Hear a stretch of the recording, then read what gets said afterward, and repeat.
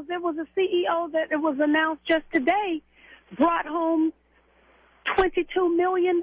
The CEOs of these banks are not being asked to tighten their belts.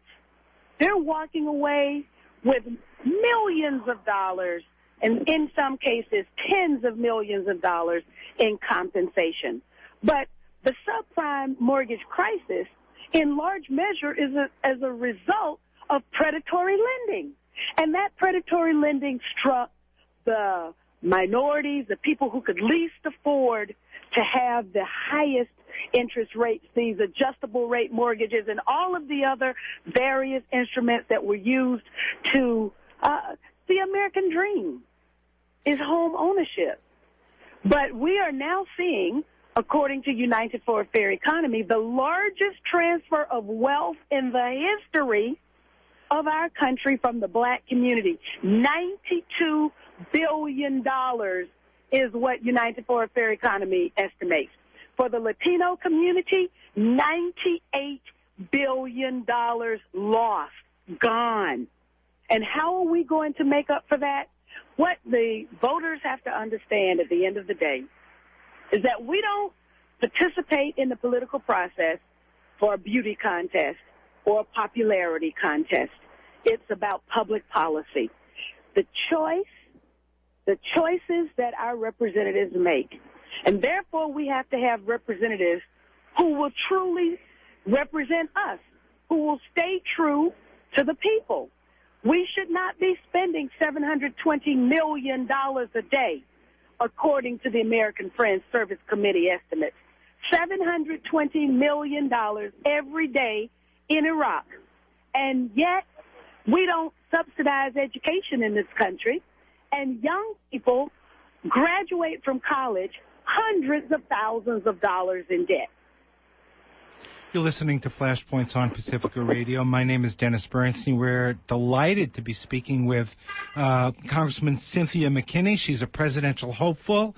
All those presidential hopefuls, just knock on my door and we'll put you on too. We're delighted that Cynthia McKinney would speak with us. Help me understand this one.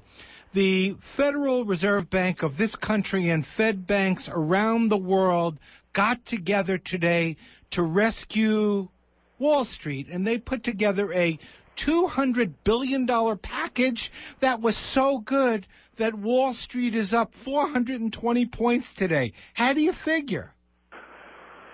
Well, in the first place, Ron Paul has a piece of legislation that would nationalize the Federal Reserve. And so on the one hand, while I want to know how much this is going to cost us.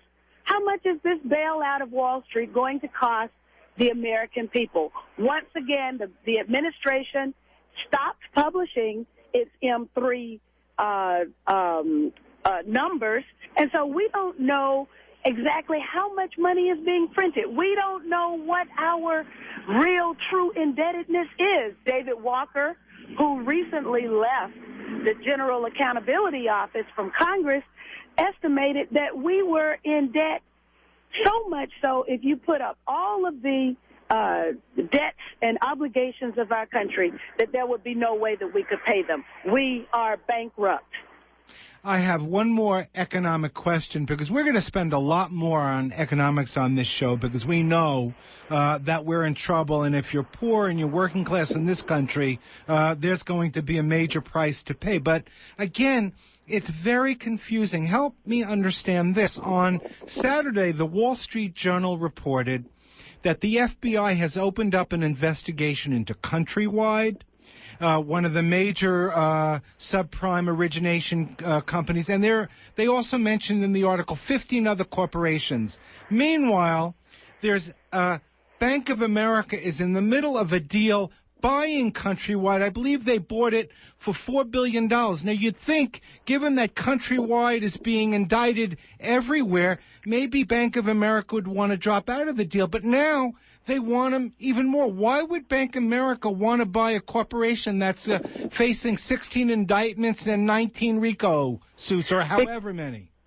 Probably because they know that, generally speaking, they will, if Countrywide gets any kind of punishment at all, it will be a slap on the wrist, and they will be able to absorb whatever the penalties are. I was shocked that Bank of America would want to purchase Countrywide, but they do, and I haven't read the article. I haven't seen the article that you refer to, but this is just troubling information, and it's an indication, I believe, that we've got some serious business that needs to be taken care of on Wall Street, and we're not doing that. The serious business also needs to be taken care of in Washington, D.C., and we're not doing that. I would also just like to mention the a wonderful film that Danny Schechter did, and it's about debt.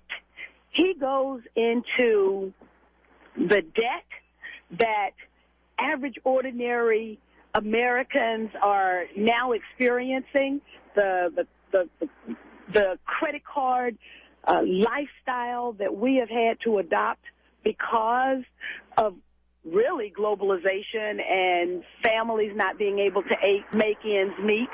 But now we also have a credit card government. And how long are we going to accept this? It is as if our country, the stuff that makes our country, is being sucked out of us as we even witness it. Sort of like what happened in Russia after the Soviet Union imploded, and we only had Russia. That kind of massive loss of wealth and transfer of wealth. We've got the kind of income inequality that we hardly have ever seen in this country. We're tolerating it. The masses of the people are getting poorer and working harder, and the rich do nothing, and they're getting wealthier. I'm disappointed that the Democrats haven't even repealed the Bush tax cuts, let alone protecting our civil liberties by repealing the Patriot Act or the Secret Evidence Act or the Military Commissions Act. They haven't even protected us economically, protected our pocketbooks by repealing the Bush tax cuts. Well, the Democrats are still talking about how important it is to keep torture on the books. So we're going to have to leave it right there, Cynthia McKinney. But you are speaking Thursday night? Is that? Now. You're at Project, I believe you're going to be at Sonoma State University Thursday night. Yes, I will be at the university on Thursday, and you probably have more information. We're going to put it up on the website. For people who want more information, check out the website. And for people who are interested in a thinking candidate, they might want to learn more about Cynthia McKinney. Thank you so much for being with us. I hope you'll come back soon. Thank you, Dennis. And you're listening to Flashpoints on Pacifica Radio. We're going to take a short musical break. We're going to be back with Larry Everest. We're going to be talking about that very significant resignation by Admiral William Fallon today, top U.S. commander for the Middle East. And it is, as Cynthia McKinney said, a very troubling turn of events. Stay with us.